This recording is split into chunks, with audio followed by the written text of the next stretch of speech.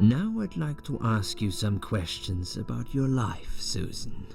You might find them very personal, but it's important that you answer me as honestly as possible. Fine. Let's get it over with then, shall we? I'd like to go home at last. Of course, I understand. So, Susan, let's see. Are you living alone at the moment? I live on my own, and it suits me just fine. I don't need anyone. People mostly bore me. Sometimes they annoy me or upset me.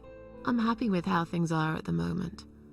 I have my little bit of space, and it's my own. It's private. I'd like to keep it that way. What do you do for a living? I'm between jobs at the moment. I'll find something soon. But it's been difficult.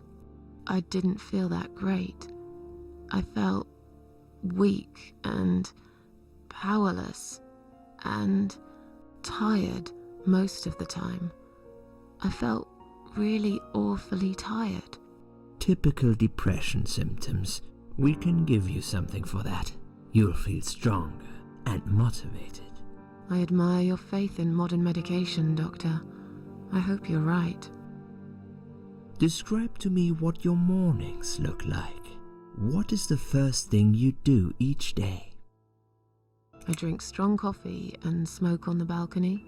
I know it's not a great start for the day, but it's one of my little pleasures in life that I find very hard to say no to. Would you say that you feel safer at home than outside? Yeah, I suppose. It's not really about safety. I've just felt sad for a long time now. Really sad, you know? Somehow it brings me down even more when I go out and see all those happy, successful people. It makes me feel more like a failure. If I don't see it, it doesn't hurt that much. What do you think is missing in your life? Or rather, what is one thing that you think would make your life better? Something to fight for, you know? A reason to go on. There's always a reason to live. Sometimes we just don't see it that clearly. Well, Doctor, I must have gone all blind then, because I can't see any. Have you ever attended group therapy for depression or some other form of counseling? Yes, it didn't help much, as you can see. Just something to think about. I can see you're really willing to open up and talk about your issues. That's a positive sign. I haven't really talked about my feelings for a long time. You're doing very well so far. Do you have problems sleeping? Every night. I take pills for that. There aren't any left now, though. In the light of recent events, I think you should stay off those pills for a while. I suggest you drink some hot milk before bed instead. Would you describe for me how you feel at the moment? Definitely better than before the accident. Good. Hopefully you can now move on from here. With a bit of luck, you will enjoy life again. Suicide attempts often have that effect on people. Same as near-death experience. It makes you realize that you're not ready to die yet. Do you find it hard to concentrate? Yes, sometimes. Do you drink alcohol, Susan? No. That's good. Alcohol is a powerful depressant. I never really liked drinking. Excellent. Sometimes when life gets too much and people feel sad or upset, they think about suicide. Do you often think about suicide? Well, I used to think about it sometimes.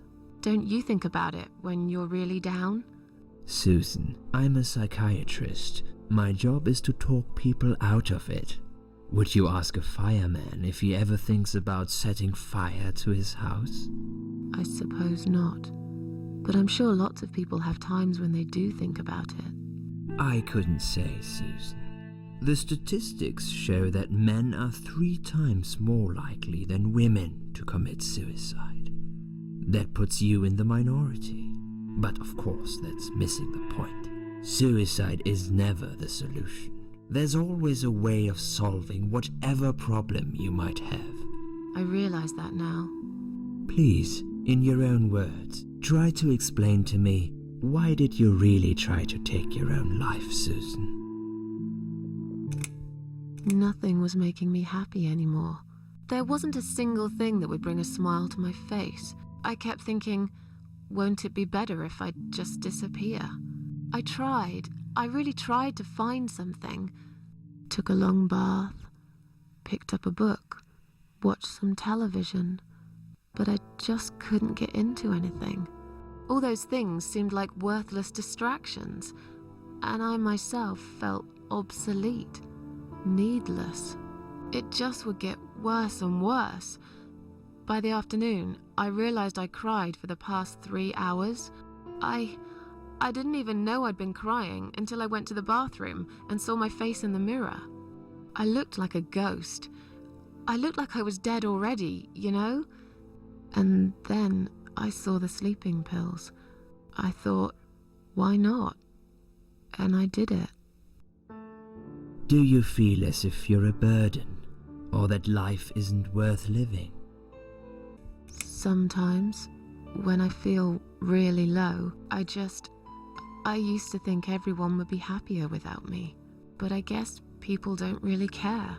Besides, I live alone. Who could I be a burden to? What makes you feel better? My cats. I always put out a bowl of food for the stray cats. They're ever so grateful. I like their company. What makes you feel worse?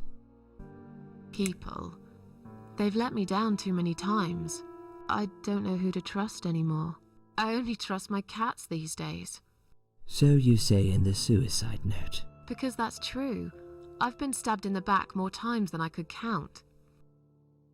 Have you imagined your funeral and how people will react to your death? Probably nobody would come anyway. Can you imagine it? Now that's a sad picture. Loved by no one. Missed only by some cats. No tears shed for me. No flowers on my grave. But that's okay. I never liked flowers. I wouldn't miss that. Finally, I'd like you to tell me about Eric. Eric? Yes, your husband. I believe this might be important. What can you tell me about your relationship? What had happened between you two?